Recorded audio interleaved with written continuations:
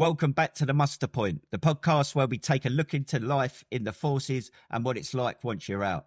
I'm Stu Mendelsohn, former Royal Engineer and current face of a subway. And I'm Steve Black, former 2nd Royal Tank Regiment, now a man that thinks it's okay to blow his nose in the shower and piss his missus off when she has to use a scraper to get the bogies off the tiles. Today we're talking about the proudest, almost shameful moments from your time in the forces. Is it the time you received your Victoria Cross from the Queen, or the time you were pissed up, dressed as a Power Ranger with your knob out at a kid's birthday party? Get yourself comfy. There's a banging episode incoming. This is the Muster Point, where we play off-ground Willy Bum Tag with your nan. Right, here we go.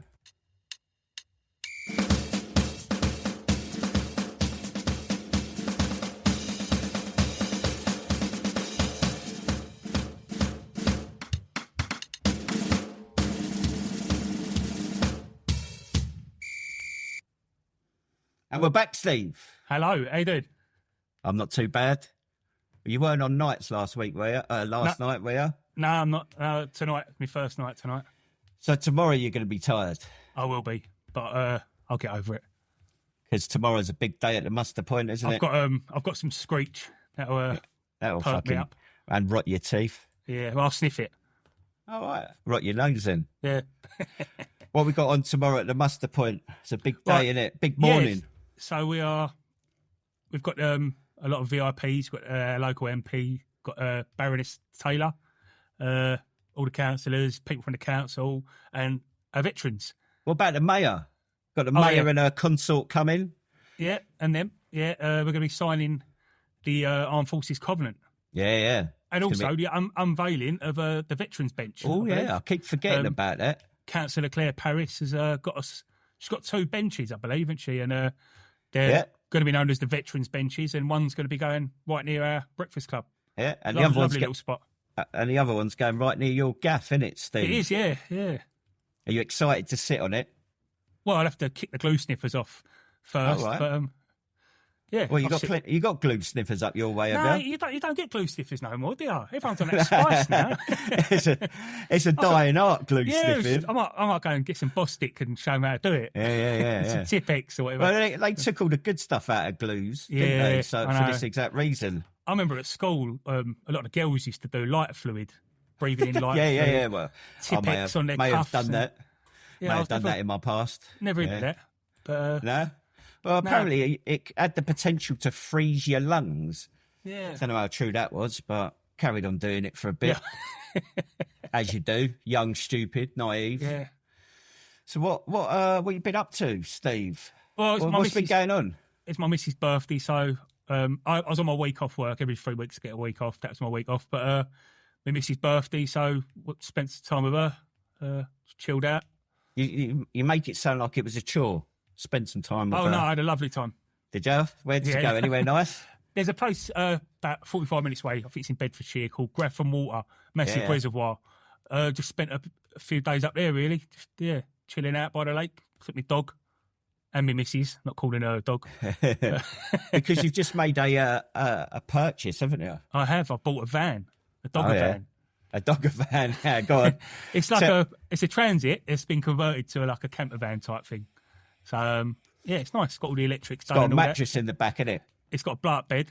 And blow-up bed, plazzy cuffs, balaclava.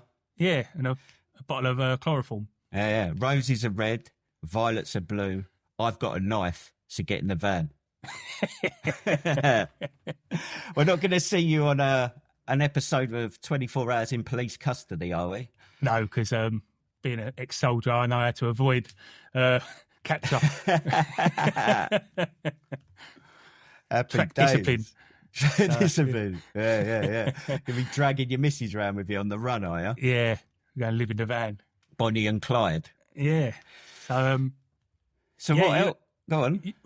You had the breakfast club on your own. Yeah. We've both done it on our own before, but it's a bit daunting. I always find when you know you're going to be doing it.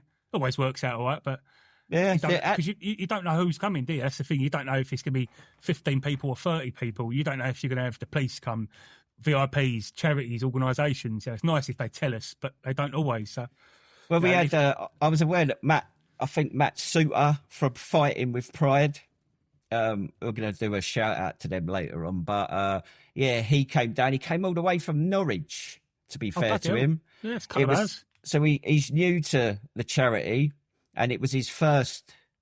It was the first veterans drop-in hub he'd done. He's not a veteran. When I spoke to him on the lead up, I could tell there was a bit of anxiety there. But I said to him, look, a lot of our veterans are of a certain generation, of a certain age, but they're all good lads and lasses. And I said to him, at the end of the day, I believe it's another organisation which is sadly needed because of the historic cases. And for us, it's just another connection, isn't it? Yeah. I'm not aware of any of our veterans being of the LGBTQ community, but George said something once, but oh, did he? Yeah, well, something about high heels, but I think that's just in the bedroom. So, well, exactly. But at least if anything starts affecting him in the future, that he needs to reach out. We've got a contact now. That's it. Like I say, with all these charities, and hopefully no one ever needs them, but we've made the contact now, and and we know other breakfast clubs that we can pass their details on, but knowing most squaddies, they won't reach out.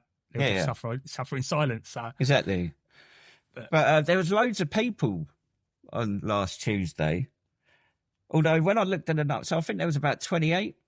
But what I'm starting to learn is 22. But the difference between 22 and 28 is only obviously 5. But in that room, it's like a noticeable difference. Yeah. But it was good. It's good. Just everyone's like. Because obviously recently, what was it? The 14th of July was our 6-month anniversary. And it's like, how far have we fucking come? Everyone says this is amazing. Yeah, the little community we've built. Definitely. What are you doing?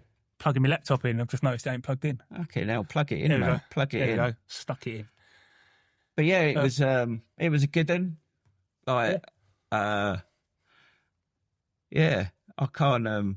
I just think it's going from strength to strength. And then tomorrow with the signing of the covenants, another mark of intent, shows that we're about. I'm still waiting for ASDIC, the Association of Service Drop-In Centres. So I did say, look, are you going to get back to me? And the woman said that they're changing some stuff and she's short-staffed. She's probably just one woman on her own, like a lot of these grassroots organisations are. So is she called Beryl? No, but interestingly, that's my mother's name. Oh, is it? Yeah, Beryl. Beza. Nanny Bez.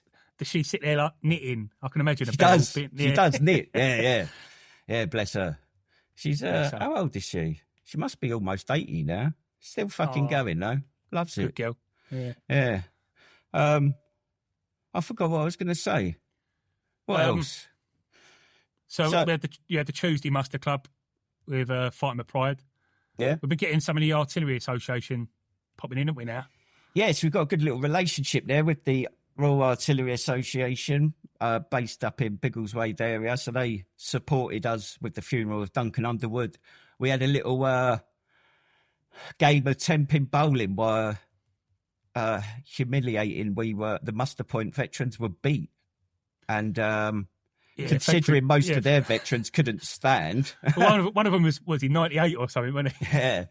He fucking didn't have a clue what was going on, did he? We had Colin on our team. Colin done all right, Colin's a shark, mate, isn't he? Yeah, I haven't done bowling in about 40 years. Yeah, fuck off, mate, with your fucking 130 odd. But, yeah. Mark Worcester was a bit shameful, wasn't he? He seemed to miss the first time. Every go, the first shot, he'd missed, when he completely missed. And then shameful. Well, I fucking scored the same amount of points with him. It's the fucking lowest score I've ever got in bowling. Didn't have your bowling shoes on, that's what it was. Well, yeah, you took your shoes off, didn't you? Yeah, that didn't work out. The next time I'm wearing the bowling shoes, I'm going to sniff them beforehand as well. I'm wear me Crocs. Oh, don't. No need for that, mate. Yeah. What? Go on. So, what else have we had? We've been banging the drum about the Remembrance Ball. The Remembrance Ball, right. Yeah. So, there's... How many tickets do you think have gone? So 75. So there's a maximum of 220 tickets available. How many do you think have gone? 75. We are basically down to our last 100 seats. We've sold over half of them already. Fucking hell. And it's shaping up to be a fucking cracker. So actually, I need to speak to the Veterans Comedy Club today. So they're coming down with comedians. We've got live band, Sorrow Vale. I know in a previous episode we played their debut track. So, but they're gonna play They're gonna play mainly covers. I said to them, like, throw in some of your own ones, of course. Like, but so they're open to, like, let them know what we want them to play, and they'll do their best to get it on the thing. We've got DJ, and then I'm in the process of creating some tribute videos to the veterans, which I haven't gone into detail with you, Steve, but I'll need to spend some time with you filming you. Not naked this time, obviously. Okay. But it's fucking shaping up to be a brilliant event. I will say so. Mick Knowles, he's an avid listener. He's called in, sent in some messages. So his companies are going to sponsor it. He's got a few, so I don't quite know which one it is. But shout out to Mick Knowles. Ollie Swain. Is he the bloke who uses a selfie stick to answer the phone because his arms are so small? Yeah, the T-Rex. We haven't mentioned that in a while. The T-Rex. But thank you, Mick. Much appreciated. We've also got Ollie Swain from Material Movement Limited, who are an earth moving company in Hitchin. So they're going to sponsor a table. Nice one. They've got a few veterans that work for them. So they're gonna come along. I think nearer the time I think we should get Ollie on because he's quite a character. And just, do you know what I mean? Like, if he's sponsoring the event, then he should be able to come on. We'll get Mick on. We need Mick on. He's fucking amazing. He's got short arms and fucking short teeth. And then also get him extra long knives and forks for his dinner. Yeah, oh yeah, definitely. The telescopic ones. Interestingly, so when I spoke to Mick, so he's paid for a table and he's gonna bring down some of the old boys from 10 Squadron, which would be quite interesting. Yeah, I was speaking to Pud the other day. He's my mate Pud. Yeah, and, he's coming. Yeah. He needs to fucking book his ticket then. No, he's coming with Mick, I think, isn't he? Or is he not? Oh, is it? I don't know. Maybe. I just assumed he was. I don't know. Fuck knows. Who else is there? So, MR Barrett Electrical Letchworth are biggest fans, so they sponsored the VE Day event. So they're sponsoring a table as well. I spoke to Mark the other day, so he I said because obviously I've said to Mick and I've said to Wally, I said, like, send me your company logos and I'll put it on all the promotional material. But MR Barrett don't have a website, they don't have Facebook or anything like that. He's going to dig me out his company logo, but that's a sign of a good electrician, isn't it? That you don't advertise, like, it must be good. Yeah, definitely. But it's good to have them on board. We've also got, I applied for some funding. So each elected councillor has a pot of money that they can spend on community activities where they see fit. So Councillor Doug Bainbridge, Herts County Councillor, and his wife, Councillor Janet Bainbridge, have given us £500 each from their local budget. And also Councillor Claire Paris of Stevenage Borough Council has given us £500 from her local budget. Yeah. So thank you very much, people. Thank you very much. I say we work very closely with Claire especially, but I know Doug comes along as well. Yeah, Doug and his missus are veterans, actually. So that's good.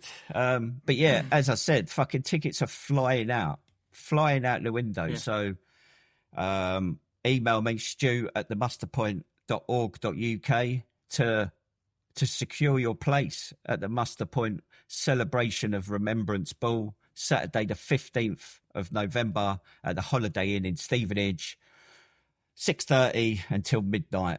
And you don't have to wear black tie. You can wear your regimental tie. You can wear medals. Steve's turning up in a mankini, I believe. So yeah, but with a bow tie. But here you go. Yeah. But not all people want to wear a bow tie, do they, Steve? So no, but I know some people do, though.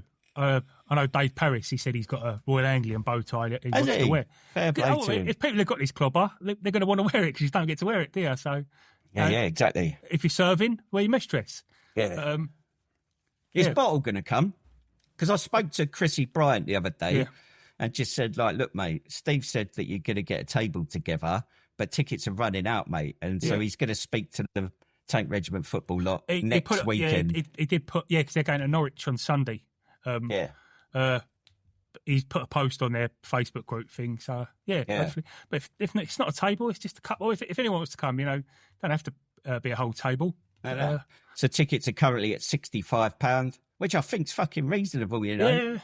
When you compare it to our local branch of the British Legion, had a VE Day event meal, and it was cold buffet in a cold church. Bring your own cutlery, bring your own drink, and that was what 20 quid, wasn't it? Yeah. There's a disco, Christmas disco in Hatfield, I think, another veterans group. That's 90 odd quid for a disco. Fucking hell. Yeah. So. It makes ours look quite reasonable, doesn't it? Yeah, it's reasonable, I think. Yeah. Well, at the end of the day, we're not making much out of it. We're probably not making nothing really out of the ticket prices. Yeah. Well, you'll be surprised. Yeah. I need to send you the budget over, don't I? I don't do numbers. I just do pictures. Not your pictures. You love a picture of me. Yeah. What else we got?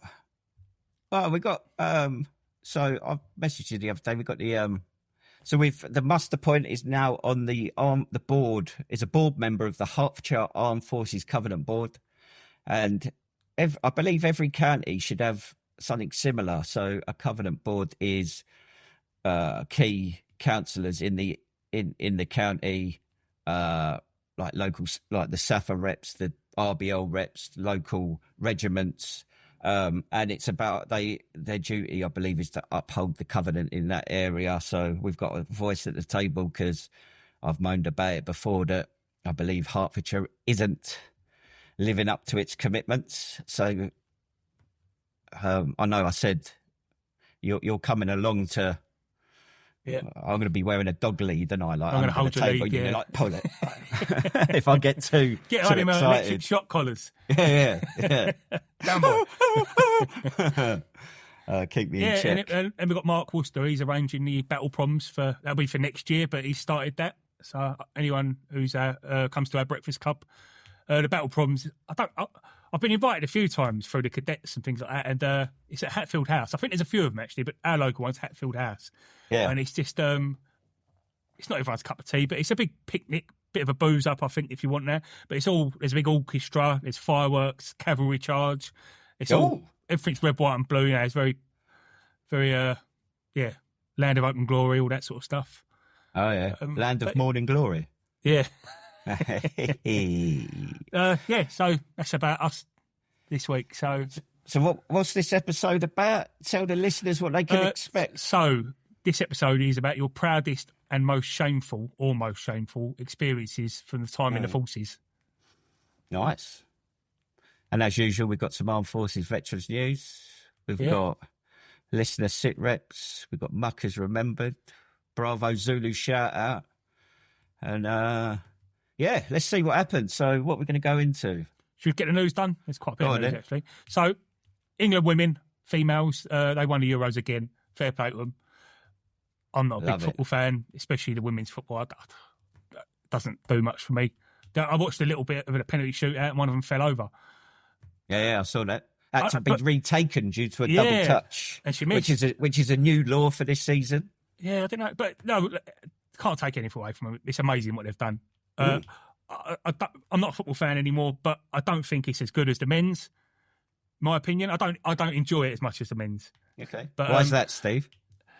At the end of the day, there's nothing wrong with saying the Italians make the best pasta. So why can't we say men make the best footballers? I'm not saying England men, but it's, I suppose, the size of the players, the passion. Not the passion. The size matters to you, does it? Do you know Steve? what it does? I like them big. Do you know what the passion? I think the females are more passionate. That's one thing I would say. I heard them all saying how proud they are to be English and have English blood, and I like that. You never hear the men say that. But I'd like to see a tournament where there's 11 aside, but you've got to have at least 5 of one gender in the team and see what happens. Well, interestingly, and I should have looked up the details for this. So I think there's the Veterans World Cup is coming up in Norway, I believe. So Ashley Doyle, we interviewed him about addiction and his journey through addiction. He works up at Tom Harrison House, and so he's in the World Cup, Veterans World Cup team. So yeah, look that up. Look up the Veterans World Cup in Norway, and let's cheer on our fellow veterans to victory, eh? Who funds that? Is that FA?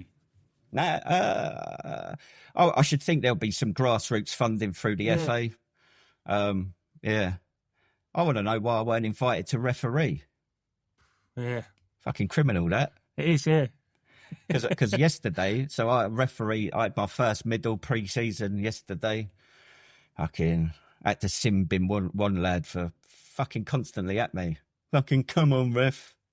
Like, fuck you. I don't know if I've told you before, but I might have mentioned it. I got sent off once as a spectator.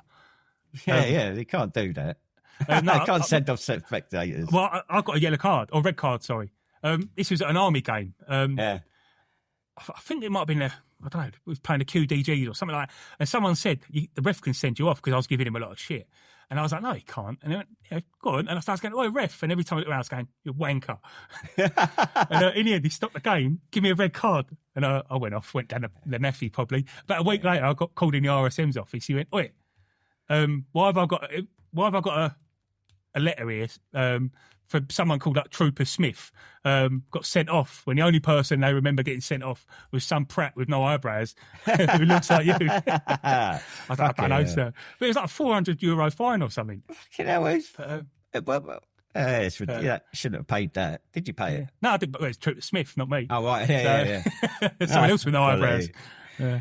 But no, do you know what? Fair play to the England women, because they weren't the best team in that tournament, and it's that fucking dogged English lioness spirit that got them through, and I'm a massive fan of that. Yeah, no, fucking like brilliant. I'm not a fan of any sport anymore, but what I didn't like is one of the players had a broken leg and she carried on playing. I don't agree with that, because I just think you're putting the team in jeopardy there. That's like, because if she had to get subbed off, that's a sub you've lost. So I don't really agree with that. I would like to shout out, I can't remember her name, and this is the problem, maybe I should pay more attention to women's football. Let me look her up, because I want to give her a proper shout out. Who's that one with the broken leg? No, that was bronze, I think her name was. Right, Hannah Hampton, the England keeper. So she was instrumental, without a doubt, in England lifting that trophy. And she basically, a few years ago, she was told by a doctor to jack in football because she had an eye condition. And when she was younger, she had some surgeries on her eyes. And you know me, I'm a massive fan of people with eye conditions, because I have one myself. So shout out to her. Yeah, fair play. What other news we got? Right. So the Ukrainian surgeons have been brought to the UK to do training on British dead bodies. These are dead bodies that were donated to science. But the British surgeons and Ukrainian surgeons at one of the university hospitals, they're dissecting or doing procedures on dead bodies. It's a bit of a... But obviously, it's not... Obviously, the Ukrainians are going to be learning a lot, but I'm sure everyone's going to be learning a lot from this. A bit like with Camp Bastion. I remember...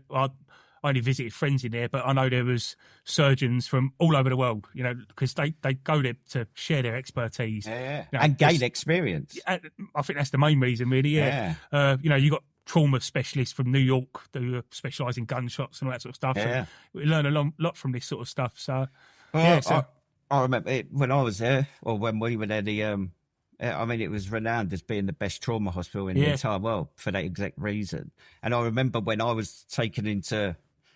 like the triage area, I just remember like loads of hands on me, and I could hear people saying, I'm Dr. So-and-so, specialist in this, am I needed here? And it was like, yeah, no, on you go. And the nurse that looked after me on the ward for the period of time I was in Camp Bastion. She was an NHS nurse, not TA. Yeah. She was an NHS nurse in Whitechapel Hospital that basically volunteered as a civilian to go to Camp Bastion Hospital. It was when I was at it was quite well known. If you got back to Camp Bastion, chances are you're going to survive. Yeah. And I think it was quite rare that people died in that hospital, and because they had all the equipment there, they had expertise. There was no shortage. You didn't have to wait in the waiting room for 8 hours. Yeah.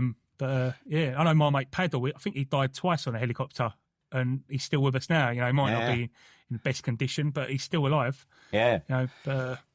And going back to that point, so one of the benefits of war is like fucking the advancements in technology and surgery. I mean, I think it was the developments of plastic surgery from World War One was massive. And, and artificial limbs. And then start moving stuff around your face, don't it? Detach it, stick it in, and unbelievable. Mm. Nice. So the F-35 plane that was stranded in India is now back on HMS Prince of Wales. So I don't know the details, but they got it back. So well done, the Navy. Well done. And in other news, on another F-35, a US Navy F-35 crashed in California. And it's the second time an F-35's crashed this year. Quite worrying, just for a technical malfunction. Is that the F-35 Alpha, Bravo, or Charlie? I think the Navy used Bravo. Okay. The Americans, so they're Air Force, Navy, and Marines have all got F-35s, but they're A, B, and C. I don't know what the actual difference is. I take it. You think the Marines and the Navy had used a similar one, but I think the Marines, so when ours refuel off another plane, we can't use the American version unless it's the US Marines, because the setup's different. The US Marines have got the same setup as us, but the US Navy and Air Force have got a different setup. Okay. I don't get that, but there's obviously a reason behind it.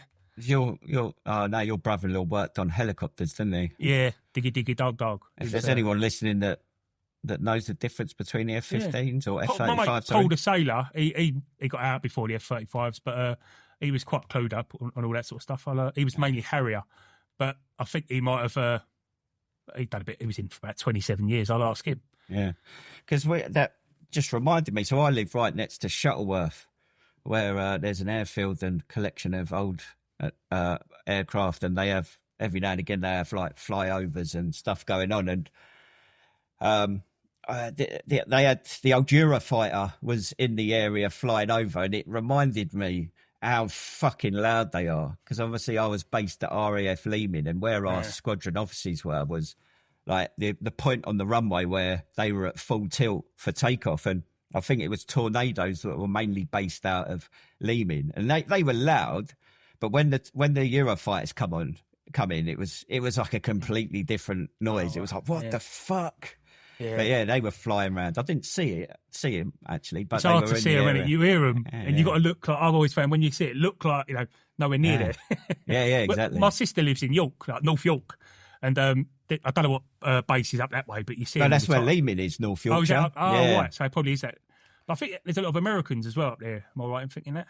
Or is it not? I thought the American air bases were more East Anglia, Mildenhall and all that. Might be talking shit then. Probably, I wouldn't know the difference if I see it, to be fair. But to be fair, fucking when, like, if those things are at breaking the sound barrier, it doesn't take them long to fucking shift distance, does it? Nah. A bit faster than an old 432. I thought you were going to say they're a bit faster than an old XR3 for some reason.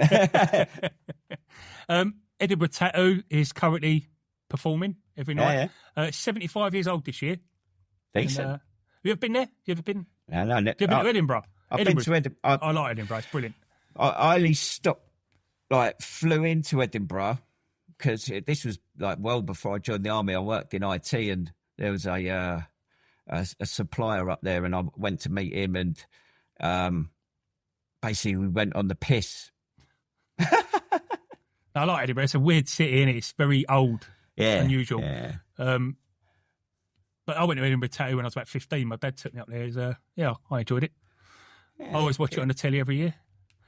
And then a bit of sad news. So Oh, we'll get this up. So sorry, this ain't the sad news. RFA Argos is stuck in Portsmouth because it's unfit to sail. It was. What's RFA? It's a Royal Fleet Auxiliary. It's okay. Is that the Merchant Navy? I think the Merchant Navy operate them. I think. But anyway, it's it was, what do they call it? It was an Italian container ship. And it was commandeered, that's the word I'm looking for the Falklands War. And it's been in service since then. And they they want it in service until 2030, but it's now unfit to sail and it's stuck in Portsmouth. And this bottle sent me this in, and he said, like, Portsmouth hasn't got the facilities to do that no more. They've closed all the dockyards that Portsmouth used to be a powerhouse for maintaining building ships. It's not there no more. So now, I don't know what they're going to do with it. I think they've got to get it to to Plymouth. To sort out. Devonport, the dock. I've seen a picture. It's a massive ship. But in March this year, this government got rid of two other big support ships, the Albion and Bulwick, something like that. But they were massive support ships. And they've just been refitted and they've scrapped them or sold them, whatever. So they haven't got no more. So I don't think the Navy have got many support ships anymore. Bloody hell. It's just mad. You get rid of ships before you've replaced them. Yeah. That's politics, isn't it? How can we save money? Let's scrap these and then worry about it when a war starts. But, exactly. But like I say, some sad news then. So Private Harry Johnson, he died on the 24th of July, 2025. And this was during his training. He was trained to be a paratrooper. Ah, yeah. And he died during a PT session at Vimy Barracks in Catterick. And he was 19 years old. And I think this just highlights, how hard recruits are pushed in training. It's not, don't make it right, but it is, it is what it is. Yeah. Do you know the cause of death? I don't. No idea. Yeah. But it does seem, I don't know if it's just because of social media and then a lot of young people having heart attacks, and when I say a lot more than I've ever known the last 10 years. Football. I remember when that footballers. There's been a few footballers, isn't there? So was it Bolton, Moamba? I was at the Spurs game when it happened. I was at the ground and it was horrible. It just, the whole ground went silent, and then they done and they saved him. But there's been others. Ericsson, he had an heart attack, didn't he? Yeah, he did. Yeah, and I think they're lucky because I think when that Moamba collapsed, there was a heart surgeon, a paramedic in the stand watching. So they all run out and done their magic and saved him. But unfortunately, it don't always work. And also my team, Luton Town, so our ex-captain, Tom Lockyer, he had 2 heart attacks, in 6 months on the pitch. It's like, what the fuck? I know all the, your protein shakes and all that sort of stuff. It's not performance enhancing, but I do query, and the energy drink, just that diets and things like that. You can eat as healthy as, a vegan diet, for instance. A lot of that's heavily processed. And I know I'm a fine one to talk about diets, but it's just weird how young, fit and healthy people are having heart attacks. Okay. Yeah. Or, did they have them before, but no one really cared. They just died. I don't know. Yeah. Weird. But it's sad. It is sad. 19 years old, it's no age, is it? No, it's not. That's if he had a heart attack. I don't know. If it's during a PT session, I don't know. It could be anything, couldn't it? Same as, I tell you, it could be allergies. I've got weird allergies now. I'd like anyone else, any other listeners, to let us know. I've, over the years, to be fair, they're a lot better now. But when I left the army, I started getting reactions to fucking everything. And the worst one was my mate's 30th birthday party. I had a handful of peanuts and my throat closed up. And being a dickhead, I just went and hid in the corner of a pub, in a dark corner on my own. But I controlled my breathing and calmed myself down. And after about half hour, it relaxed. Yeah. And it happened again later on. I was at work and I had something to eat and my throat closed up. And again, I went in the welding bay. This was when I worked on a railway, and it was a dark room on my own. And I just laid on the floor and controlled my breathing. But I was going blue. My fingertips were blue and everything. And instead of phoning an ambulance. But now I've got EpiPens. But I've actually wrote it all down, actually. So I'm allergic to nuts, carrots, apples, celery, cats, dogs, trees, shrubs and dust. I take an antihistamine every day, just a cheap antihistamine, and nothing affects me. I don't really eat nuts, but I don't avoid food if it's, I don't tell people I've got allergies. It's probably not the right thing to do, but it's but it's weird. I know a couple of people that I was in the army with have got all these weird allergies. So fucking hell. Yeah. Woke. It is, yeah. All right. listener sit rep. So obviously in the last episode, so we invited people. We had a competition. We invited people to comment on YouTube. The only fucker commenting on YouTube is you, Steve. I don't know what to do. Yeah. Not even Sleechy or fucking Bottle. Yeah. Fucking like just fucking comment. So what was the question from last week? It was tell us your funniest.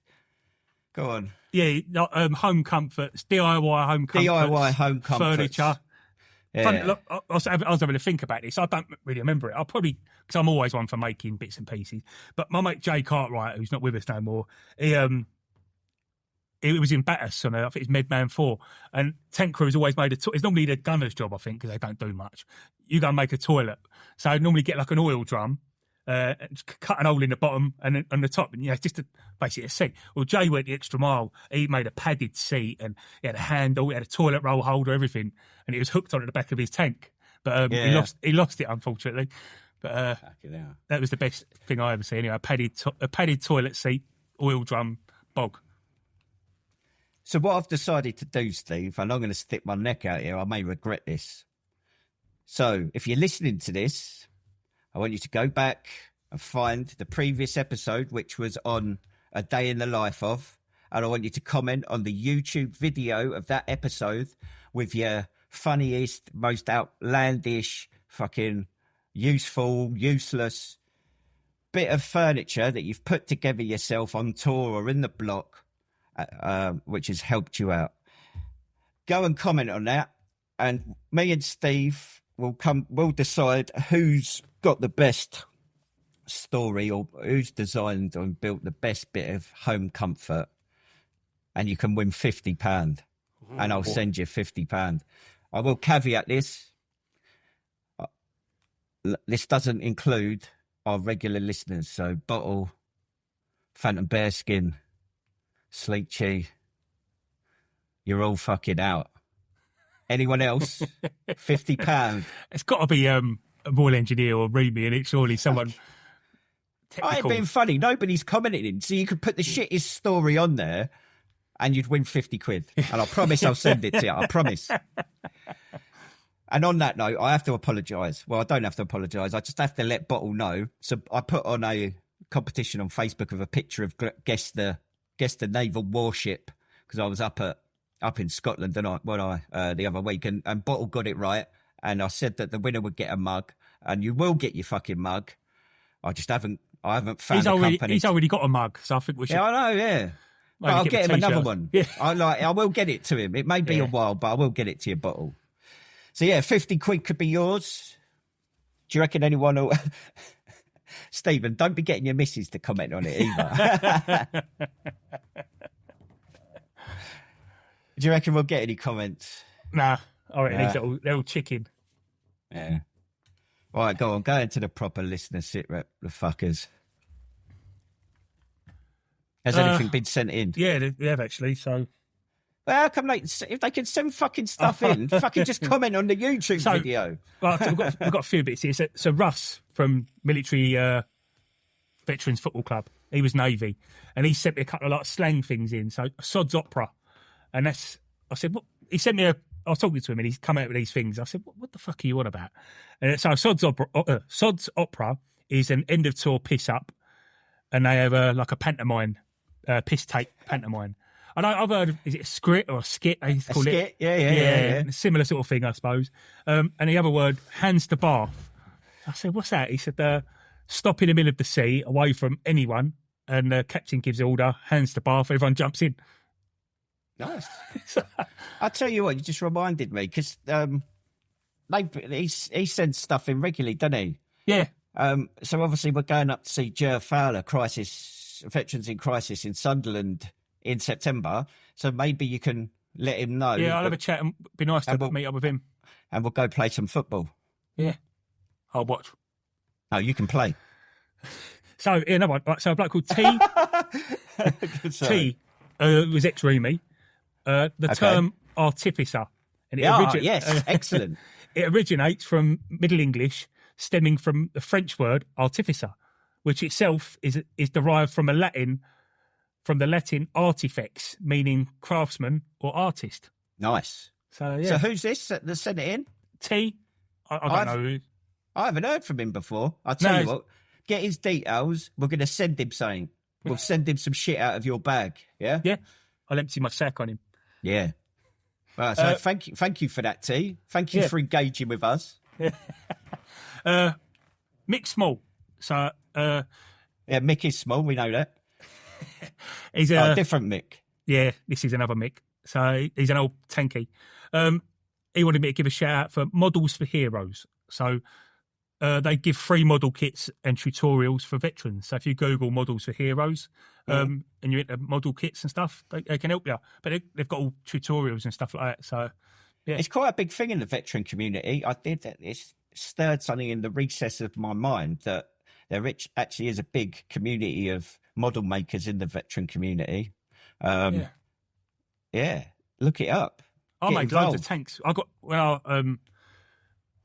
into a bit of a rut fucking years ago. Like I was just really down, and to keep me out of the pub, basically, I went in a model shop and I bought a Leopard 2 A6. I remember it, and I built it, and I quite enjoyed it. And then from there, you've seen my cabinets in my front room. I've got about 50, probably about 100 tanks actually, all tanks, all the same scale. But I loved it. It really did. It focuses your mind. It takes you away from everything, and it's I enjoyed it. Doing a bit of research and all that sort of stuff as well. I did enjoy it. So yeah, definitely. It's that thing, isn't it? Try new things. Yeah, definitely. I think it's particularly, like, don't get me wrong, and I've been guilty of this. Like, if somebody said to me, like, years ago, try a bit of model making or that, I'd be like, fuck off, mate. I ain't doing that. But actually, be open-minded. Like, if you're stuck in a rut, try something new, because nothing changes if nothing changes. Give it a go. Definitely, yeah. My mate Rab. Rab. Yeah, the American one. Yeah. He's asked me to mention the bun bitch in Fallinbostel. So the bun bitch was the Neffy wagon. And the regular woman was a Welsh woman. Is this alongside Pam the Wildebeest? No, she was a lovely woman. But we all used to go up there and we'd say to her, "What have you got?" And her voice sounded sort of like this. She'd go, "Ham and cheese, ham and mayo, cheese and pickle, corned beef." And she'd rattle off every roll she's got. And you just say, "Oh, I'll cup of tea." So next bloke come on and asking the same question. There were about 20 people, and she'd come along, "Ham and cheese, ham and mayo." Yeah, she was a lovely lady. So Rab wanted me to give her a shout out. So Danny Swain. So Danny Swain, he said our last episode we mentioned enhanced learning credits, LCAS. He said for him it was a bit of a joke. It was very long-winded, a lot of paperwork. He used it, but he still had to contribute a substantial amount. He said the Forces Help to Buy scheme was great. Danny done his full service, but he said he bought his house using that and paid it off with his lump sum. So nice. Brilliant. He said the career transition partnership isn't great. He said this is his experience. He said it all changed over during his transition. He said it's worse now. Someone used to check in on you. Every couple of weeks you'd get an email or a phone call. There was always someone there to support you. He said that's not the case no more. He said whenever he tried to call them or contact them, no one ever answered or he got fobbed off. When did he get out? Recently? Yeah, a few months ago. Oh, right. So obviously this is that transition to where you're supposed to be on their radar 2 years before and 2 years after. Yeah, and I'm not that's sure. Not happening then. No, he said every time he phoned them, they'd say, "Oh, you need to speak to such and such," and he'd just be on hold. So, but am I shocked? No. At the end of the day, I'd imagine it costs less than the old system because, like everything in the Forces, it's normally the lowest bidder. Yeah. But yeah, I don't know. Lastly, Bill Skilling. It's a bit of a sad one. So Malcolm Livingston was ex-RAF, and he carried Princess Diana's coffin. And he was homeless and suffered with PTSD.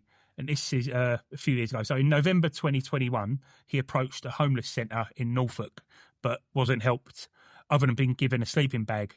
And he was sadly found dead at a church next to the homeless shelter. And it just goes like... Is this recently this happened? It's 2021. Yeah. But it's just sad, isn't it? And there was one in Liverpool in there recently. A soldier had died... found in a shop doorway, or whatever it was, and I get people's frustration when they see hotels full of who knows who they are. You know, you could say refugees, terrorists, whatever they are. You know, I'd imagine a lot of them are refugees, but surely a homeless soldier or airman, is a refugee. He's seeking refuge. Well, I think obviously there's been loads of protests and that. Yeah. And I still honestly believe that 99% of the British public aren't racist, as in, like, we're a welcoming nation. Very tolerant. But it's just like, where's this, like, for years, we've had a veteran homeless problem, a non-veteran homeless homeless problem. And it's like, how can this, and remember, during COVID, fucking hell, there was no one street homeless in the country. Yeah, well, this bloke was. Why can't we just continue that on? Yeah, like, I know a lot of people put themselves there, you know, for whatever reason, but it's just I don't get how you can have this amount of homelessness. Christmas time, I went out for a drink with my work lot around Liverpool Street, and every shop doorway had a homeless person, and it's just, I've never seen it that bad before. It's horrible. Every train station in central London, you know, you've got a homeless person with their dog. And it's just, I don't know. Where'd you go from this?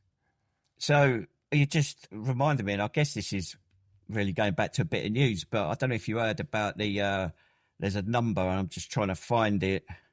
I think about 12 veterans living in social housing up in Bolton, I believe, have been made homeless, being evicted.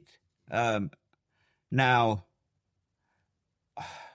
I don't know the full details of the story. Now, obviously, a lot of these social housing providers are like private companies. Like, I think you've got Settle down here, and the Hague Group, I believe, is one. Yeah. Now, so ultimately they're businesses, and if they're mismanaged or the economy's gone wrong, then that has consequences. And I guarantee there's more behind the scenes to this. But unfortunately, what a bad bit of PR excuse me. What a bad bit of PR that is for the Bolton Council fucking evicting 12 veterans with the current state of the country and the feeling towards the hotel people. But I think Darren Wright, Andy Powell, who are based up there, they're on the case. Darren did send me a message the other day, so fuck me, where is it? So on so they had a bit of a protest or a show of strength up there. That was actually Saturday. But yeah, it's just, I don't know. These protests, they're not even being televised. They're not on the news. I've just seen it on Facebook popping out all over the country, these protests. And I just hope people are behaving because, you know what, especially this government does seem to be very heavy-handed with certain groups or whatever. And you'll just get branded as far right and banged up. Look at the sentences they've given people. And what I don't get, right, a lot of the law of this country and their European human rights and all that, you've got the right to protest. So why does that give people the right to counter-protest? Because for me, that's what causes a lot of friction when you've got a group of people protesting and then another group then opposing them. It's just, you have your own protest. Why have you got to disrupt it? Well, I think that's fair. Like, people, it's freedom of speech. Like, so if you're saying we've got freedom of speech and you're holding a protest, then people have got the right to protest the opposite side. It's where, like, people get, like, I don't know, block people's ways or put a camera in their face or start shouting in their face. And it's like, just fucking get on with it. Like, I say, for me, like, having a counter protest is only going to end up one way, with people angry and frustrated. But it shouldn't do. No, it shouldn't. It shouldn't do. But humans are arseholes, aren't they? Exactly. That's what we see it in Parliament. They're giving each other, all that. And swearing well, at if the each other. people leaving the country are like that, then what fucking like the rest of us? Yeah. If that's what we're living up to, then fucking hell, no one's got a hope in hell. But I still think like everyone's got a right to protest. It's where fucking idiots like getting in each other's face. Yeah. Like have some respect. Everything's on camera, and the police. I see it in where was it, Epping, where it all started recently. They was jumping on a police van, and I just think if you're not learnt from what happened up north, last year or this year, whenever it was, the sentences people are getting, is it worth it? Just protest. Just exactly. Hold your banners up, wave your flags, make a bit of noise or whatever, but to be throwing stuff at the police, throwing bricks at their window and jumping on it, you've got to be cleverer than that. Massively crossing the line, that. Yeah, it is, yeah. And I'd imagine a lot of coppers probably support the protesters. They probably feel the same way to an extent, because, I don't know. Who knows? Who knows? Oh, is that it? Yeah. So, moving into the main part of the show, I guess. What is it? The proudest or most shameful? What, is this during time served or can it be afterwards? I'd say during time served. Okay. What have you got? Have you got any? Well, for me... What's your proudest moment? My proudest moment, when I left, I got out. But I said it time served. But to be fair, I was never proud of anything in the army, really. I marched through towns, and I think I marched through Trowbridge once. I didn't really care. Went to Buckingham Palace, didn't really care, passing out parade maybe. But actually, proudest, I suppose, because I just left and I got called back to receive a commendation, and I had to go out in front of the regiment. And I'd never done that before. I'd never been promoted, or I'd never done anything worthy of that. So in my regiment, if you got promoted a lot of the time it would be regimental PT on a Friday. They'd call the people getting promoted and they'd go and get promoted. Things like that. I'd never done anything like that. So to march out in front, or walk, because I was a civvy now, to walk out in front of the regiment and receive a bit of paper, like it was an honour. And I did feel a lot of pride. I was thinking about this morning, and I think you've done the same thing as I've done. You're minimising your achievements in the forces, right? So for me, in phase one, I got top recruit in phase 1 and phase 2 training, right? And when you get to your unit, it don't fucking matter. Nobody cares. But actually looking back, I think it fucking has, like, in my cohort, in basic training and phase 2 training, like I was the top recruit. And I've got my little tank card and I've still got it. And you're right, it doesn't mean anything. But do you know what? Like, and it's almost like I stopped myself from saying I'm proud of that, because people will be like, oh, fucking hell, yeah. But you know what? Like, that was a proud moment for me and my family. Like, my phase 1 basketball, we had a rank structure. So you had, obviously everyone was a recruit. Then you had junior lance corporal, junior corporal. And it was like your section, you was a section commander or 2IC. So I got up to full screw. So I was a junior corporal. So I had red stripes, they were. And then the best recruit was a platoon sergeant. So we all had that. I've got a bovvy and I've got my uniform out. If I was looking up, what the fuck has he got on his number 2s? He's got his dodgy stripes. And I had to explain it. And all these blokes who come from Winchester are like, you fuck you wanker. And I was like, I was a corporal. But that's the thing. It's sort of like, I found in the British Army, it's kicked out of you. Like, don't be proud of that. Yeah, definitely. It's bollocks, isn't it? And I think that's why, like I say, I was never proud of it until I left, and I'd been a civvy for a few months, I think it was, and I'd say got called back, and I think it's sunk in really, like going down the pub as a civvy and talking to people, and people are proud of the British forces at the time, anyway. That was, but so that was probably my proudest moment. Whole regiment clapping, yeah. But how do you like? Because as you said there, like people I believe are still proud of the British Armed Forces. Like the amount of people that want to join and never do for whatever reason. Yeah. I mean, you must have experienced it. The amount of people I met in the pub go, oh yeah, I wish I'd fucking joined the British Forces or stuff like that. Like, and we were one of the few that done it. Like, and it weren't easy. Like, and I know Chizard gives one of our bosses a lot of shit because he didn't finish phase 1 because I think he hurt his back. But And I said to him, I was talking to him, I said, you are a veteran. I said, a veteran's someone who served one day. I said, whether people like that or not, I'm not a big fan of it. I said, however, you joined the army at a young age, you didn't go to college, you didn't go to university, you give that up to join the army. It's not your fault you hurt your back, because he was spineless, probably. But, no, but it's not your fault that you... fucking jellyfish. He was weak. Yeah. But, you give up the opportunity to do further education and all that sort of stuff. But I was like, you've done more than what a lot of people did. But nowhere near as much as I did. But yeah, exactly. No, but he's a bit embarrassed about it, if you like. And I'd say nothing to be embarrassed about. Yeah. Not for everyone, though, is it? No, exactly, yeah. Needs to grow a spine. But I don't think that. I think we should, be proud of the little stuff. Don't minimise passing out of basic training. Don't minimise. You know what I mean? Well, my nephew Tommy, he's in the army now. He's passing out. Parade was 2020, I think. No family or friends there. It was because it was lockdown, so it was just his platoon. Yeah. Winchester, I think he was, or Purbright. Filmed on webcam. That was it. And that shit. My passing out parade was massive. There was. I don't know, about 5 platoons, something like that. Massive party. There was hundreds of people there. It was a big event. I think I had about 10 people. You only meant to have 2, but I managed to get about 10 people. I had my nan's, granddad's, brother, sister, nephews, nieces, mum, dad, my best friend, his mum and dad. I had loads of people, and it was like a really proud moment. Yeah, exactly. So we should give ourselves permission to be proud of the small things. Pat on the back. Well done, everyone. But my most shameful was... Fucking hell, I bet you've got a few of these, haven't you, mate? No, you know what? I don't regret anything. I've always been like that. The decision I made was the decision.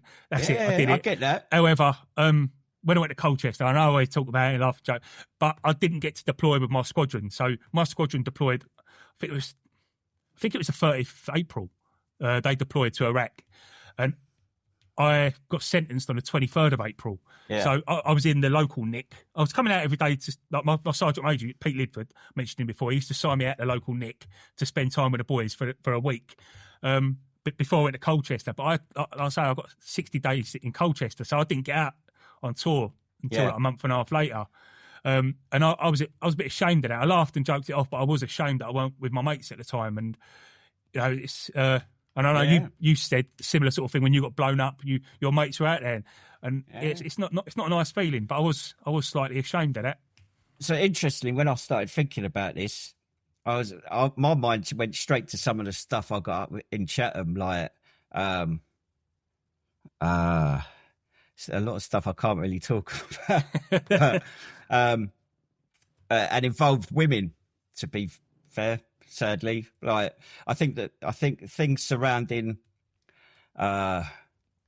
walking back from the zone in Chatham at 2:30 in the morning and copping off with some young lady in a Chatham bus stop wasn't the highlight of my life. What else? I think maybe I mentioned it before. When I was out in the Falklands breaking into a naffy in the Falklands when it was closed and robbing loads of Captain Morgan spiced rum. On that same deployment to the Falklands, we were all fucking sherbeted up, and I ended up going into one of my fellow Sprog who was trying to get his head down in his fucking scratcher, dragging him out of it and filling him in. Just ridiculous shit like that. Yeah, like, you know what? We had a bloke. His name was Biswar, because we used to go, Biswar. It was like, I think he was Indian or something, but he was in the AGC. And when I was on Telex 7 with the Scotch Dragoon Guards, all the tankies, we got put in our own room and we got Biswar. He come in and live with us. But because he was AGC, which is what he joined up to do, he wanted to be a clerk. He didn't want to go out and patrol. We'd go out on patrols, come in at 3 o'clock in the morning, and we'd flip him out of bed. And I think that's fucking horrible. But we was fucking Remph, never goes out of camp. But that's what he joined up to do. Like, he was the bloke who was sorting our holiday out and our pay. And we're throwing him out of bed. He's in his top bunk, and we just flip him out. And this one.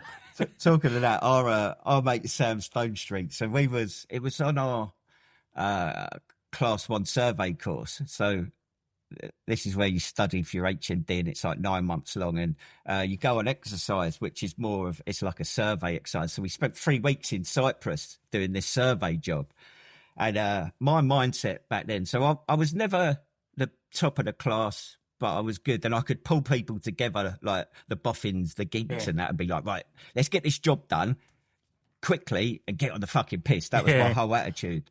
And I remember, so I think, so Sam Stone Street was on my course, and we're out in Cyprus. He's in my room. Sadly, he'd been informed that his dad had a heart attack, and he had survived, but obviously he was quite poorly. So I'd been out on the piss, and I remember getting it down, fucking, what's it called?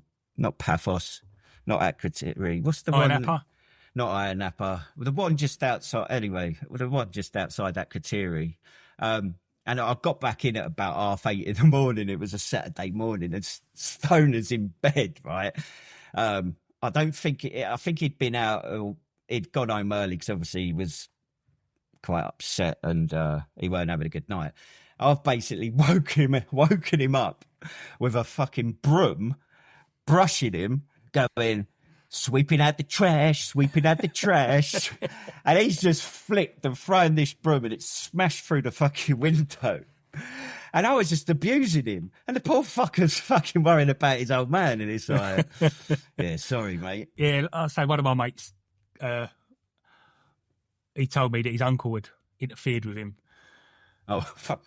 Okay. And I fucking not laughed in his face, but yeah, I didn't react as a friend probably should have done. As compassionately as you should have. Yeah, and then I found out that he'd got a payout, a compensation payout, like a crime scheme compensation thing. So then I started saying he's a rent boy because he'd been paid for being molested by his uncle. And he still laughs about it today, but thinking that it's fucking terrible. But like I say, I weren't. I'm a bit of a softie now, but I fucking move worms off the path and put them on the grass and stuff like that now if I see them.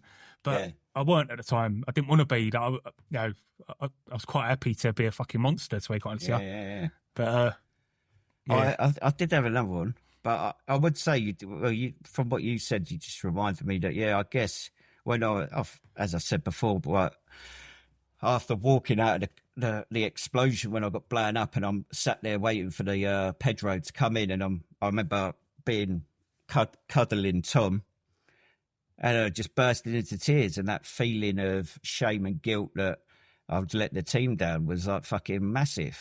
Like, and I remember Tom going like, "What the fuck are you on about, mate?" And it was just, but that's how I think that's the thing that people don't get, like that. Yeah. How much that can cripple us as squaddies, as veterans, and that. But I did have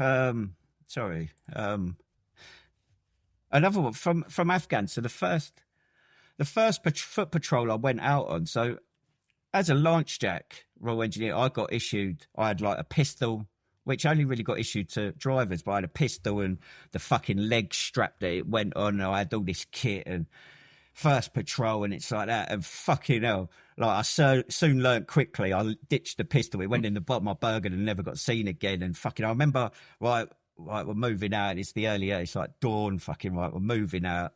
And obviously I had the explosives, so I'm carrying like a lot of kit, and it's fucking heavy. And I remember this fucking pistol fucking coming out of its pouch, and I'm like thinking, fucking hell, I'm a mess of a man. But I learnt from it, and I went out light after that. But I was just, I was like, fortunately it was like dusk, so nobody knew who was making all this fucking noise and that. But I was like, oh God, fucking what a cunt. I remember I forgot his name now, he was a weirdo, one of the Scots DGs. And he went out on patrol without his plates in his body armour. And this was not Osprey, it was the CBO, it's called, the little plate. But because they were too heavy, so he didn't take them. And it's fucking hell. Like, it's not optional, you fucking wear them. I know with the Osprey, I never wore the sleeves or the collars or nothing like that. And for me, my unit, that was optional. I never did. But I know they saved a lot of lives. So I'm interested, Steve. Tell me one thing that you're proud of since leaving the forces. Because, the reason why I want to ask this is because it goes back to the thing, like I think as veterans, as British people, maybe that we don't give ourselves that pat on the back enough. So here's an opportunity to do it, and it may be small. You know what?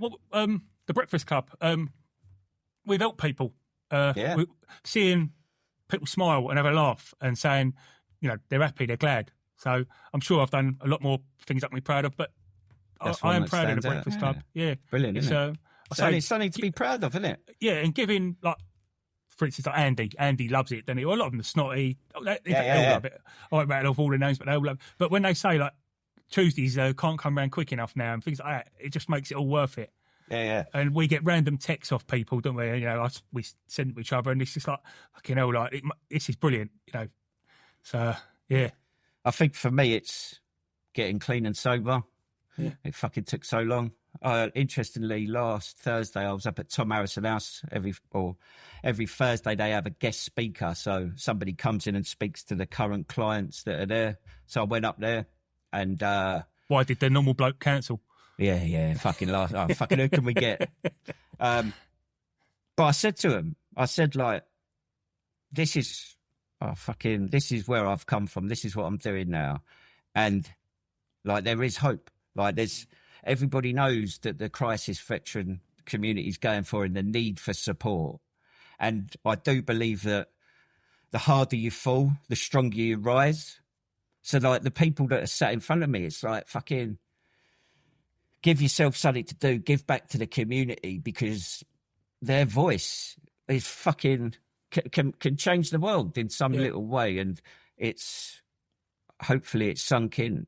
Like, and I do believe that fucking veteran, we all know that there's so much need for veteran support. I really do think, selfishly, I got in because I do a lot of charity work and stuff like that, a lot of my time. But you feel so good about it afterwards. Whether that is, you know, doing what I do with Sappho, or cleaning with gravestones for the Commonwealth War graves, or even just, like, you know, doing the poppy appeal and standing there selling poppies, you know.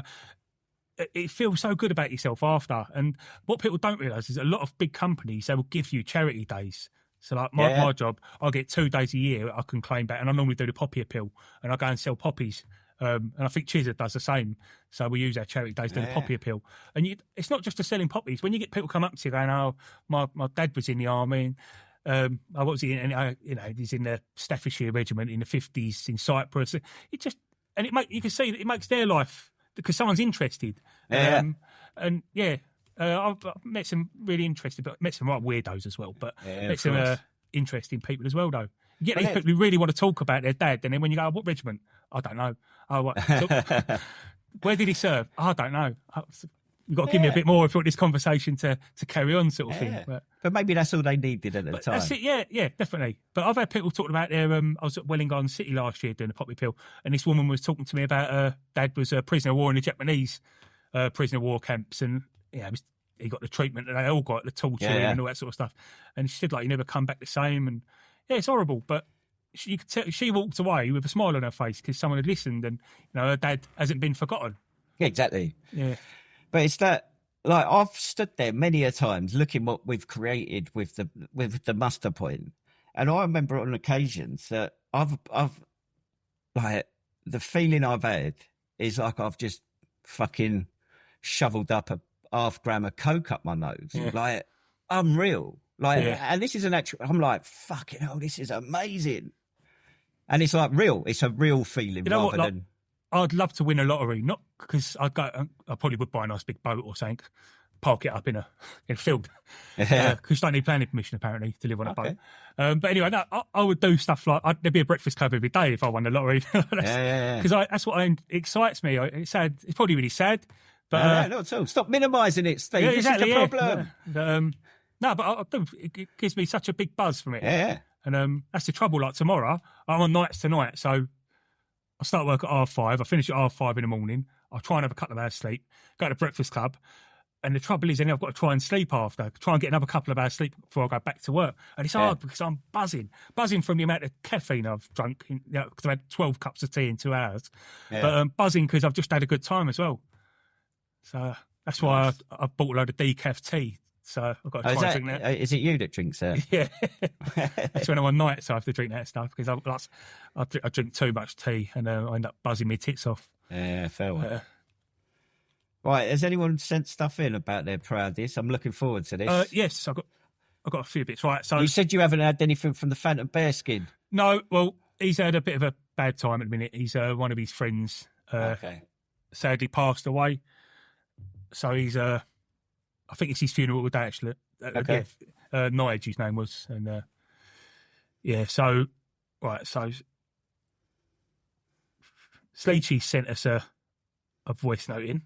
Sleechy, just before you start it, so obviously we're doing the at Ease Festival, weren't we, in at the end of the month, and Sleechy and his missus are coming down to support, hold the camera, and so I've ordered all four of us bright orange Muster Point, so it will have this logo on the front. The T-shirt's bright orange, and on the back of it, it's got the Muster Point podcast with our faces on it, so everyone knows who we are. Is that to piss the Catholics off? Yeah. Saying that, I'm Catholic, so I'm pissing myself off. I remember that. I never realised the divide. Obviously, I grew up with the IRA bombing London and stuff like that. But when I joined the army, and you had the Rangers and Celtic fans, and fucking hatred they had for each other. And I remember Rangers had a bright orange shirt, and the fucking Celtic fans hated it. And I don't get it. But I remember having only like a couple of times, but when it was. Obviously, it's on my records that my faith is Catholic. Like there'd be the odd snide comment, and it'd just go over my head because obviously I'm like, oh, okay, I don't really give a shit. Yeah. But my dad was born in Newcastle, and he said the little village he grew up in is at the bottom of the hill, and the village at the top of the hill they were all Catholics, and the bottom of the hill was all Church of England. And he said in the school holidays they would have battles. You know, he moved down here when he was young, but he'd go back for his school holidays, and they'd have battles with each other just because their parents did, and their parents did. Yeah. It's fucking mental.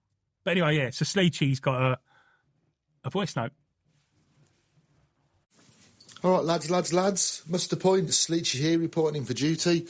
Right, so the question was moments of pride or shameful moments. Well, when I very first joined the army, junior leaders, my mum, in the process of joining, my mum and my dad didn't believe me. They signed the consent forms and everything, but they just thought I was such a knob. They were just like, you'll never do it. But anyway, so I just had to go through the whole thing, sorting it out myself. And so the careers office gave me a fucking train ticket and a packing list. And this packing list had loads of stuff on it, but I'd no one to fucking help me really. So I was just like fucking, how am I going to fucking get all this shit on this packing list? And I read it, and it's things like a suit, fresh razors, fucking shoes. The main thing was suit for church parades, and I'm like, I'm gonna get a fucking suit from. So I've got this whole fucking pink, purple corduroy bag that my mum got free with the Little Ones catalogue, and I just got this packing list in my room, and I just fucking basically went around the house just fucking robbing all the stuff in this packing list, like razor. I got, they wanted a brand new sparkly fucking razor. I just fucking grabbed my mum's armpit bick out of the shower, threw that in, that would do. Suit, fucking shirt, tie, trousers, shoes, all that. I was like, right, I ain't got any of that. I was just a skateboarder. I ain't got any of that shit. But I knew my brother used to be a bit of a fucking mod back in the day, and he was older than me. So when I had a rummage through his wardrobe to try and see if I could find some kind of suit, and honestly, I didn't pay any attention to it. I was just like literally reading off the fucking list. Right, suit, jacket. My brother had this like fucking huge burgundy fucking box jacket, straight out of the fucking mod days. And I thought, right, that'll do, threw it in the bag. Shirt, I found this. This is all true, by the way, I swear down, this is all true. Fucking found this mint green and white thick striped shirt with one of those little bars that go through the collar. You know the ones I mean? That's got like a little bar that goes through. Fucking, it was well gay. One of them, pair of like these pantaloon blue Spandau Ballycinos. This is my brother's wardrobe, and the shoes were like these blue bulb shoes with massive fucking like the shoes that Brush used to wear with like massive yellow laces. I just literally saw on the packing list suit jacket, grabbed that, put it in. Didn't think of the consequences whatsoever. I really, really didn't think it through. Anyway, so I fucking shoved it all in this fucking bag, zipped it up, got up in the morning. Mum and Dad had already fucked off to work because they didn't even, like I said, didn't believe I was going to go.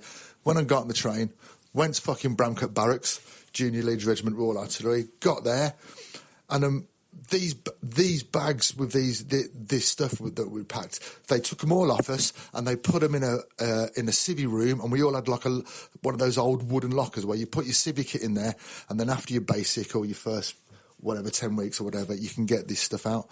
Anyway, so lobbed it in there, no fucking dramas. I think it's first 6 weeks, and the fucking Sergeant O'Hare, Chris O'Hare came in, and he goes, right, end of week 6 or whatever. He goes, Sunday, church parade. So this is the first one. So obviously, you know what it's like. You go wear your fucking suit and all your finery and all that shit. And so he goes, right, so that's on Sunday. 10 o'clock on Saturday morning. It was almost like our first weekend off-ish sort of thing. Goes, right, 10 o'clock Saturday morning, stood by your beds, in your suits you're going to wear for church parade, and I'll inspect you. And if all's good, then you have it was like our first Saturday off. We could go downtown and fucking get some Muckers and that shit. Anyway, so fucking hell. So on the Saturday, Sergeant O'Hare comes in with the fucking key to the civvy room, bangs open the door, everybody runs in there, and I'm stood there, and I open my locker to get my little purple fucking bag of shit out. And I noticed that all the other lads were like getting these suit carriers out. Next, Burton's menswear, all these suit carriers boxes with brand new shoes in, and I'm like going, you know, they've got crisp white shirts, fancy ties, and I'm looking at these people, and I've fucking unzipped my bag, and I'm looking at this bag, and I'm like, oh no. Oh, for fuck's sake. So I thought, well, there's nothing I can do about it now. You know what it's like in the army. You just got to get on with it, haven't you? So I put this... and I hadn't folded it. It was just like a fucking bag of crisps in there. Got this fucking absolute costume out of my bag. Fucking put it on and just stood there, and everyone was just going, fucking hell, Seabright. What the fuck's that? I was like, it was fucking... It was embarrassing, man. I was like, fucking hell. So anyway, but that was the easy bit. I've got to do... The fucking troop sergeant's coming in a bit to inspect us anyway. So we're all stood by our beds in our suits. The kid opposite me's name was Mosley. He's like crying, just looking at me. Anyway, I'm first, but no, I was second bed on the left. So fucking Chris O'Hare comes in, looks at the first geezer, goes, all right, well done, that's smart suit, yeah. He turns and does about 2 more paces until he comes to the end of my bed, turns and looks at me, and he just, and this is his exact words, where he went, fucking hell, what the fucking hell have you come as? And everyone was like crying with laughter. I'm just stood there like, I was just like, oh wow, I might as well join in with the laughter. But it was fucking horrific. It was embarrassing. Anyway, so after that, so it was like just fucking, he felt sorry for me, I reckon. He could see that, you know, something's gone badly fucking wrong here for me to bring a pile of shit like that to recruit training. But anyway, so I went and rung so that's it. So it's Saturday afternoon now, and he goes, we can all have a fucking afternoon off. And I rung my mum, and she went, and I told her what had happened, and she went, oh my God, because by now they believe me, you know, they're like, fucking he's done it.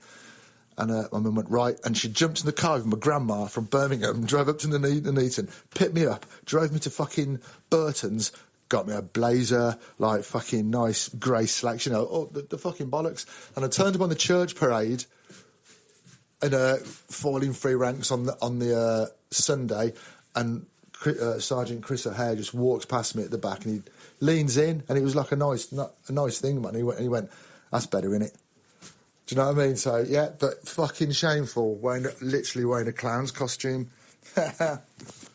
Anyway, lads, I hope that amused you. Fucking terrorised me at the time. Take it easy, guys. See you soon. Ta-ra. Fucking brilliant. I asked him if he had a photo of it. He didn't, unfortunately. Do you know what? Having seen pictures of him, I reckon he would have suited that. I reckon he would have pulled it off 100%. Right. Do you know what, though? Like, this is the thing. I remember one of the lads I was in phase 1 with had never worn trainers before because he grew up in somewhere like fucking the West Country, Cornwall or something, where he lived in wellies his whole life. He grew up on a farm. And like, he loved Silver Shadows. He said they look most comfy. Like, they were quite comfy, but they're fucking horrific. But, he like putting a pair of Silver Shadows on, he couldn't believe how comfy they were. And there was a Scottish lad a bit like that as well. I remember he grew up in somewhere in northern Scotland, and he loved music. That was it, because obviously radio, there weren't as much choice on the radio as there there is now. Yeah. But he got right into like heavy metal and all that sort of stuff. He'd never heard that sort of music before, and it's mad. These are people from the British Isles, and yeah. But this is the thing: the fucking British forces attracts fucking misfits and fucking some of society's underprivileged. Yeah, well, it gives people that opportunity, doesn't it? You know, like you say, people. I think that's why, you know, the likes of Sunderland, there's not much opportunity for people leaving school there. A lot of these. What is it? I was cities. born in Durham, but I was made in the Royal Navy. Shit with accents. Was that an Indian? But no, it gives people them opportunities, though, doesn't it? I wouldn't say better themselves, but just. Well, it does. 100% it does. But it also fucking plays on that. Like, look, you could do this sport, you can see the world. Yeah. Part of the world you're going to see is fucking a war zone, and you may die.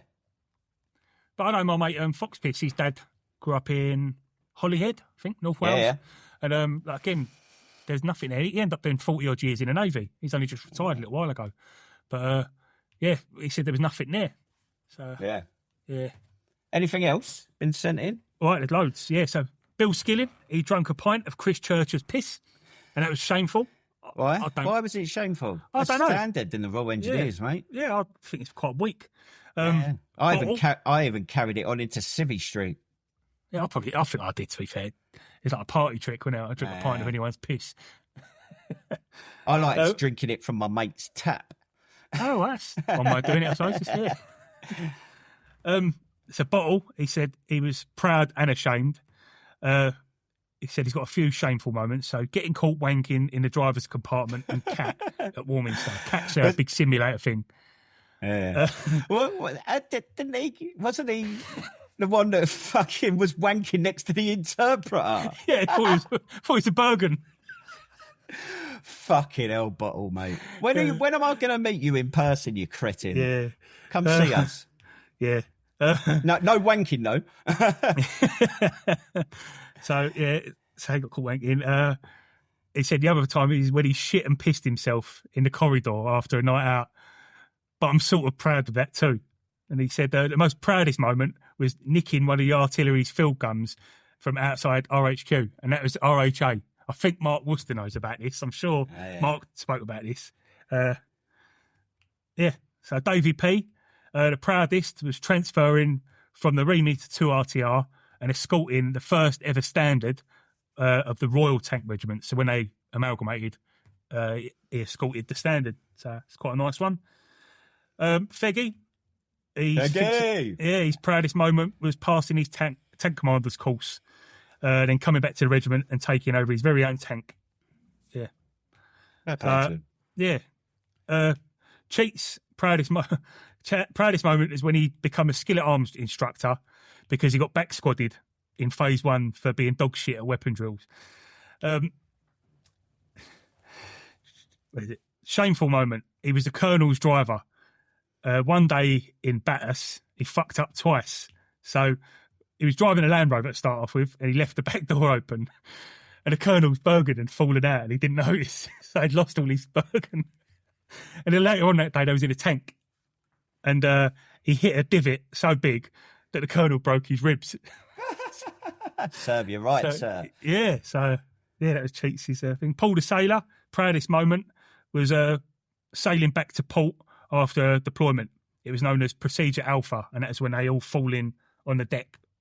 And he was on aircraft carriers, and I've seen that a few times. When I was a kid, looks good, doesn't it? Yeah, my auntie worked for the Royal Navy in the signals department. So she'd always tell my mum and dad, well before it was public knowledge, she don't work there no more, so she can't get in trouble. But yeah, she'd sort of warn us that there might be a ship coming in at certain dates, whatever, and we'd always go there. And it was nice. I remember once my sister's friend at school, her brother, he was on HMS Illustrious. Okay. And we watched him come in. So it was nice. It's a nice thing to do. Whenever I come back from anywhere, it was just Bryce Norton into a coach, and that was it. Stop off at services and away you go. Yeah, there was no welcoming parade or nothing. So it's nice. Chrissy B, shameful. It was at a fancy dress corporal's mess do. He was dressed as Crocodile Dundee. There was a life-size Golden Globe statue, and he punched the head off one. The whole regiment's junior NCOs were paraded on a square and bollocked for their behaviour. but he missed the bollocking because he was away with the football team. But he owned up to it and he got fined 8 bottles of port. There you go.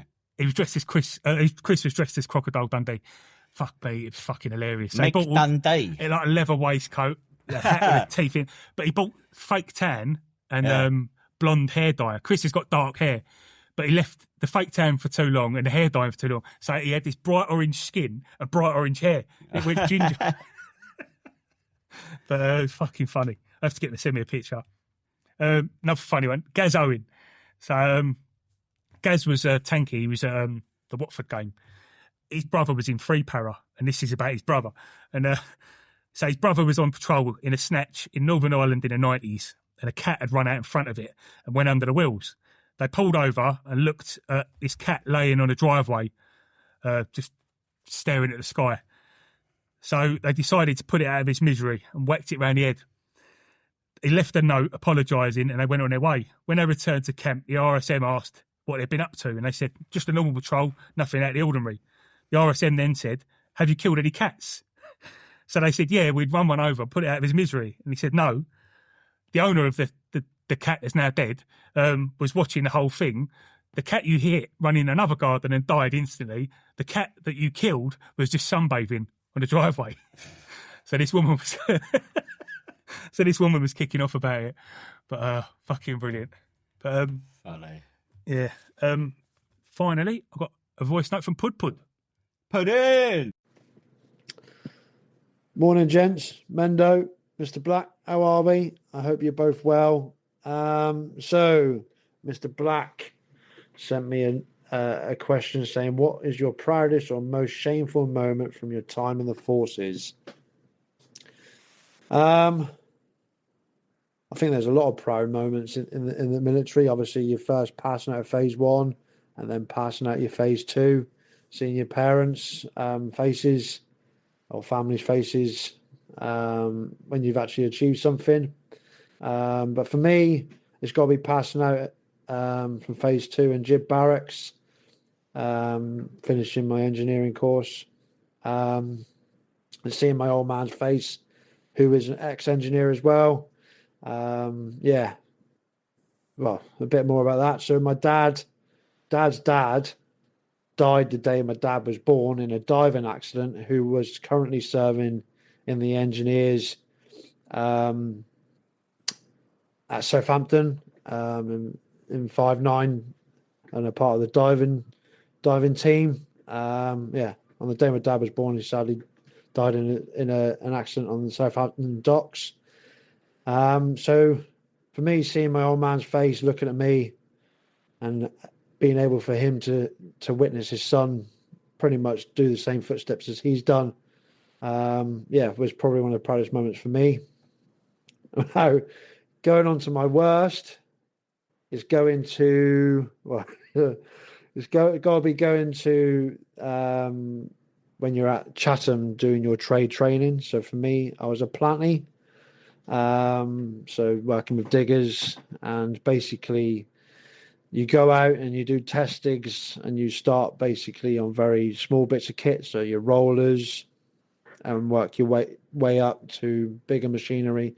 But in this case, or this day, we were being trained on dozers, and basically, it was every phase you go through, you would do a confidence test. So you would go over a knife edge, so where you would have a drop in the machine. So obviously, you'll become more confident operating the machine. So the first part of the knife edge was you would drive over it, so you could see where you're going. And then the next part, you would be pretty much in the dark, going backwards over this drop. And everyone had comms, and I didn't realise that mine was on permanent send. And there's probably anything from 30 to 40 blokes who can listen in on these comms, including training staff, including the sergeant major at the time. So I've gone to do this confidence test in the digger, or the dozer, sorry. And as I've reversed back, and the training staff, I can't remember his name now, turned around and said, "Sapper Wellard, are you all good to go?"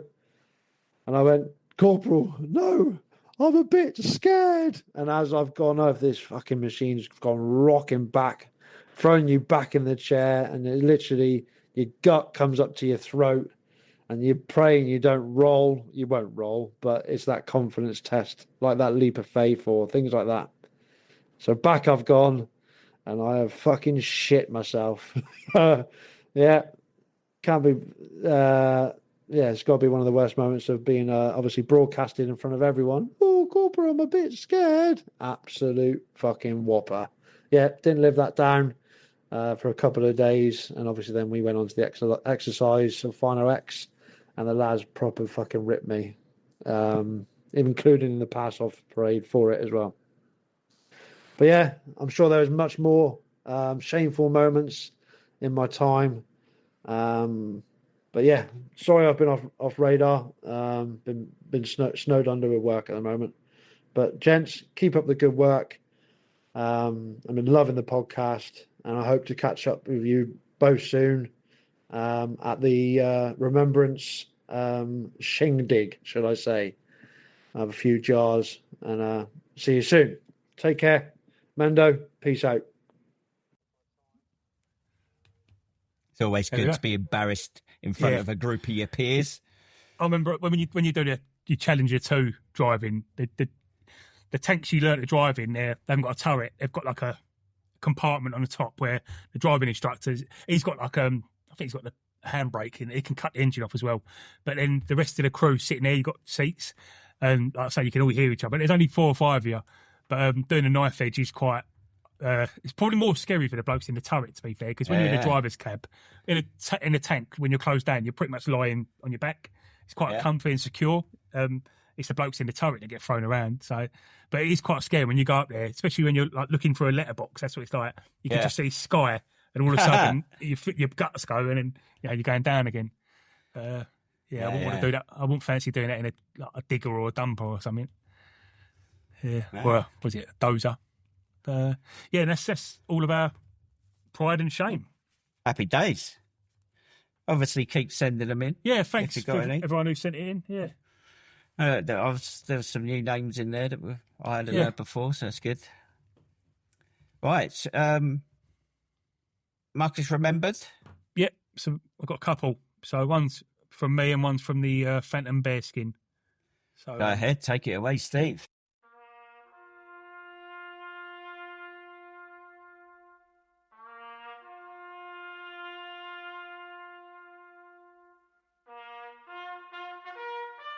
Today I'd like to remember my friend Corporal Stephen Edwards, a.k.a. Eddie. He was a Challenger 2 and Warrior Commander in Badger Squadron 2 RTR. He was an absolute legend within the regiment. I think he was in Egypt Squadron for quite a bit before he came to Badger and was well loved. He was the barman, so everyone loved him. Yeah. I knew him well and was in his troop in Germany, Batas and Iraq. We did adventure training together, sailing around Vancouver Island, where he was like the grown-up out of the group, although he wasn't. He was the first one to crack a beer open. But he was a big man, and he was always up for a laugh. We was on patrol in Basra one night when his vehicle was hit by a massive IED, and Eddie was sadly killed by a secondary device on the 31st of July, 2007. I'm sure if there is a bar in the Greenfields, it'll be the landlord. Quality. I'm looking forward to seeing him there. So now we've got the Phantom Bearskin sent in. Muckers remembered. Evening, fellas. It is the Phantom Bearskin here. As requested, and very, very kind of you to offer, I'd like to do a Muckers remembered for a chap called Nigel Packwood. He's a very, very close friend of the family and vice versa, who sadly passed away in the early hours of the 11th of July of cancer. He'd been fighting it since 2017 and was given 5 years, maximum of 5 years then. But because he's a stubborn bastard and a true warrior, he fought it, but eventually he gave in and decided it was time to go. He'd had enough. Nigel's ex-RAF. He served in the RAF from 1980 till 1996, and he was a tech working on Phantoms, and then flight simulator technician. After getting out, he worked for BAE Systems right up until very recently at Lynham as a flight simulator technician. And when he became too poorly to work, only within the last couple of weeks before he died, really, he retired. He's originally from Tewkesbury in Gloucestershire, and he was living in Rawlet and Bassett when he sadly passed away.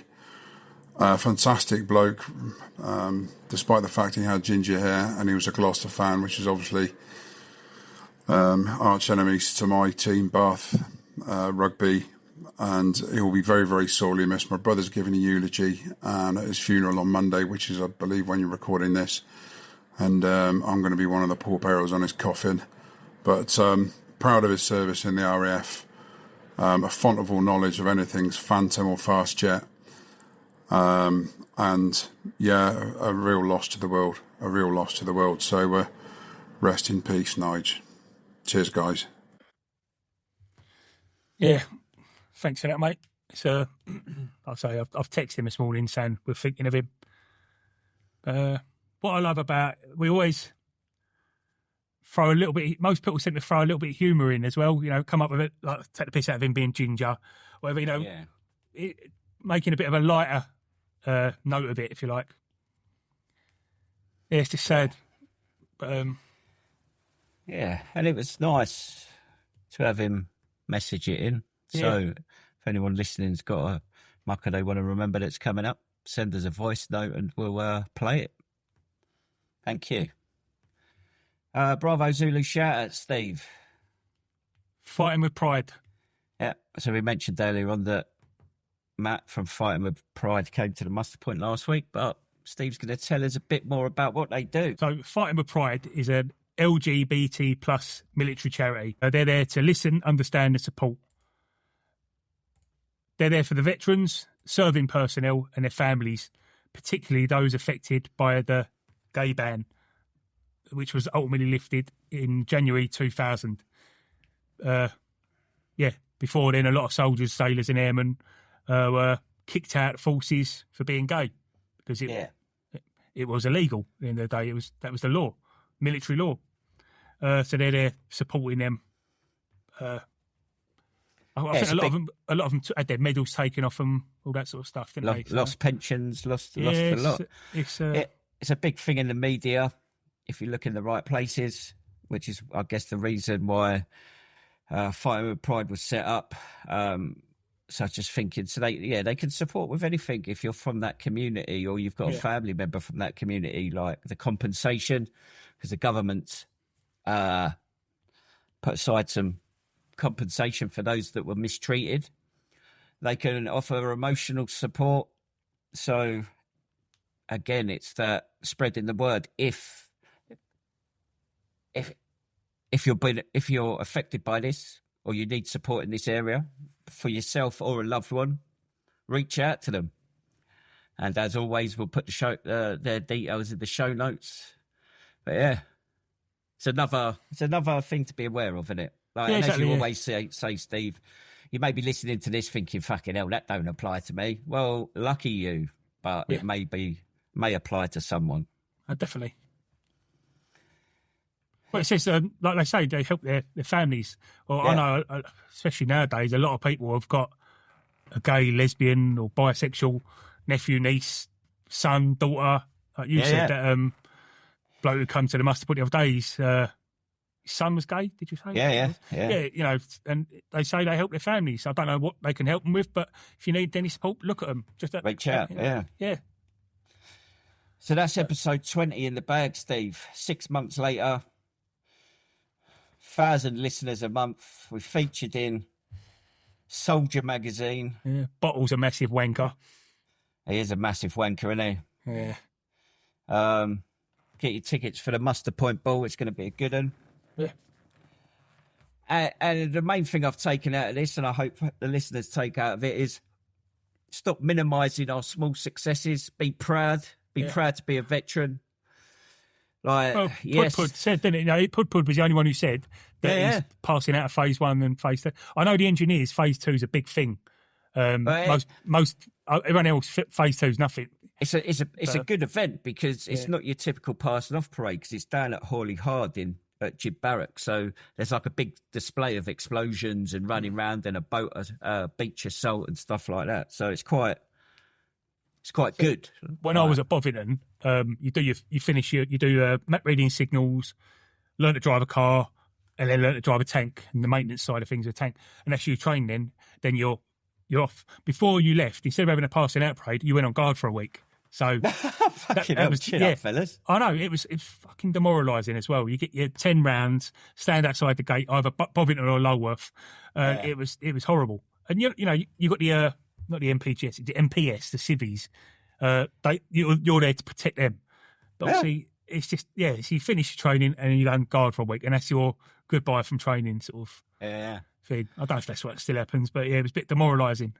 But I know when I was in phase 1, a lad come back. He just finished phase 2 Royal Engineers, but he was my section commander's first sort of intake, and he come back to say hello, and he was talking to us, and he said, like, the Royal Engineers, they get their stable belt then, and it's a big deal. Yeah. And he was going through it all. But, like I say, be proud of all the achievements. Yeah. And also, remember, if you comment on the last episode on YouTube, you could win yourself 50 quid. Does not apply to bottle the Phantom Bearskin or Sleechy. I'm going to also add in Tom Wellard there because that would be a fucking conflict of interest, me giving me mate 50 quid. Yeah. Well, what are we talking about next week? No, or the next episode. So the next episode is homelessness amongst veterans, and that is anyone's experience or interaction. So if anyone's been homeless, anyone knows someone who's homeless, anyone who's had a chat with a homeless veteran. Or got thoughts on the veteran homeless situation in the country at the moment. Yeah, exactly, yeah. It's quite a relevant topic at the moment, so send us in your thoughts and we'll go from there. Right.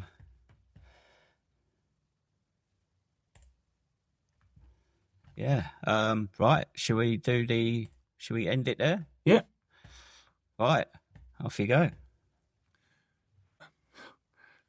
That's number 20 downrange. Would you believe it? It's almost as unbelievable as Sleechy's soup we've just heard about. Next week, we'll be talking about homelessness amongst veterans, experiences or interactions. Get in touch. Let's share some lived experience. It really might help a fellow veteran out. Voice notes, DMs, or written on your local Tramps box. Find us at Facebook at the Muster Point Veterans, X at the Muster Point, TikTok at the Muster Point, and YouTube, the Muster Point Veterans. Until then, parade. Bye.